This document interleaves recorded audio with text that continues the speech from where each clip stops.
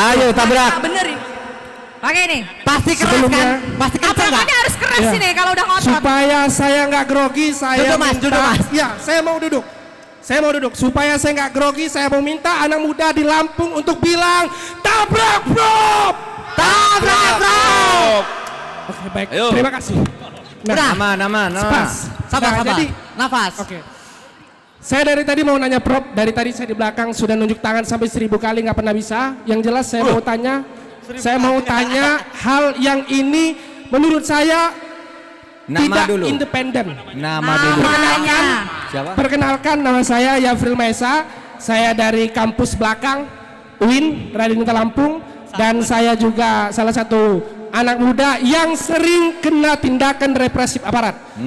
Kalau menurut Undang-Undang Nomor 28E ataupun peraturan-peraturan lain yang bicara tentang kebebasan berpendapat, adalah salah satunya mengungkapkan pendapat di muka umum dan bicara tentang hak-hak yang ada untuk masyarakat Indonesia. Tabrak.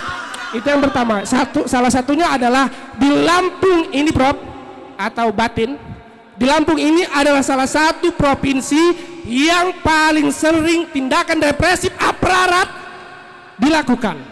Dan saya pernah hampir patah tangan gara-gara represif. Itu yang pertama. Dan yang kedua, bicara tentang kebebasan berpendapat, salah satunya adalah di Lampung juga satu provinsi yang kasus tentang tanahnya paling besar. Betul. Saya sebut satu, Talang Sari, kedua Raja Basa, dan yang paling baru adalah di kabupaten saya sendiri, Lampung Tengah, masyarakatnya kepalanya diinjek oleh represif. Tabrak bro. Itu. Tabrak bro. Ada dua pertanyaan saya. Bicara tentang represif, dan yang paling Oke. jelas adalah, Prof, sebentar. Saya mau nabrak bener-bener ini. Yang satunya adalah tindakan independensi presiden yang itu mendukung salah satu paslon yang jelas-jelas Tabrak bro. itu bisa mencederai masyarakat Indonesia. Wajar dong kalau masyarakat bilang presiden tidak independen. Begitu kan? Yang sudah jelas-jelas paslon itu kasusnya banyak gitu. Ya. Terima kasih.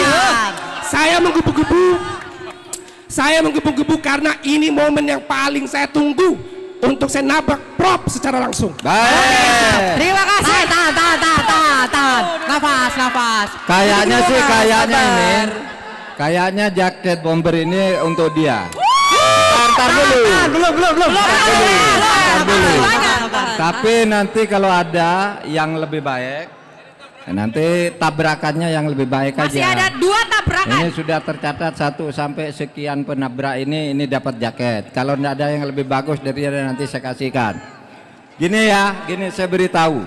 Ketika kita melakukan reformasi dulu, produk awal tentang peraturan perundang-undangan adalah tentang mengajukan unjuk rasa, ya, menyatakan sikap di depan umum.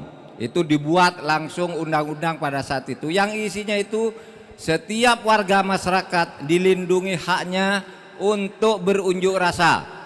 Unjuk rasa tidak boleh ditindak secara represif. Unjuk rasa tidak perlu minta izin, tetapi hanya mengikuti aturan, memberitahu, lalu berunjuk rasa dengan tertib, boleh berorasi, boleh menyampaikan apa saja, sepanjang itu merupakan bagian dari keluhan masyarakat, tetapi pada jam yang telah ditentukan supaya juga bubar dengan tertib.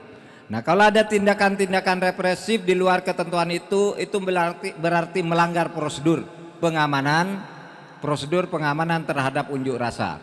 Nanti supaya didengar ini oleh aparat, supaya didengar, jangan lakukan lagi hal-hal yang banyak terjadi di berbagai daerah. Yang dulu misalnya, dulu misalnya ada peristiwa Gejayan di Jogja, di mana seorang mahasiswa meninggal karena unjuk rasa yang ditangani secara berlebihan.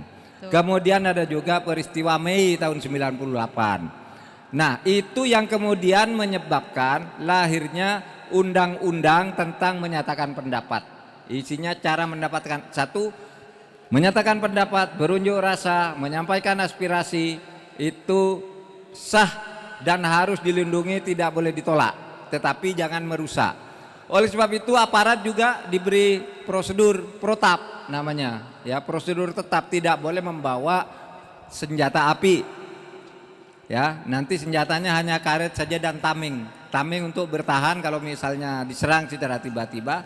Karet itu ya tentu untuk menghalau dan sebagainya. Dalam keadaan tertentu bisa dengan gas air mata. Nah itu. Nah kemudian di Lampung paling banyak ya masalah kasus tanah. Itu memang salah satu program kita. Mau menyelesaikan reforma agraria. Tabrak bro. Reforma agraria itu ada 3. Satu, legalisasi yang bentuknya sertifikasi. Legalisasi itu memberi sertifikat kepada orang yang sudah punya tanah secara sah tapi sertifikatnya belum ada, sehingga diganggu orang terus ketika dipakai. Nah itu sudah jutaan dikeluarkan oleh Presiden. Yang kedua, redistribusi. Kemudian yang ketiga adalah pengembalian atas penggunaan hak-hak tanah rakyat termasuk tanah adat yang digunakan di luar ketentuan yang berlaku. Itu yang kita juga akan lakukan. Nah di luar itu ribuan kasus tanah di Indonesia muncul. Nanti kita akan selesaikan, akan kita bentuk satu semacam lembaga pengadilan, itu baru ide, lembaga pengadilan khusus ad hoc khusus untuk menyelesaikan kasus-kasus agraria yang jumlahnya ribuan. Nah soal yang terakhir, Presiden mendukung salah satu paslon. Nah masyarakat sudah mendengar. Ini adalah pendapat masyarakat, pendapat pakar, pendapat berbagai ahli sudah muncul. Nanti kita lihat perkembangannya. Yuk. Tabrak. Mau selfie dulu nggak sama Prof? Mas, Mau selfie dulu langsung nggak? foto, langsung Mau foto nggak? sama Prof. Foto. Foto dulu nih. dulu, foto dulu. Selfie. Ini selfie. foto. Selfie. Jadi setiap yang nabrak nanti boleh langsung selfie ya Prof? Boleh, yuk. Mantap. Terima kasih. Ya, Terima Pres. kasih.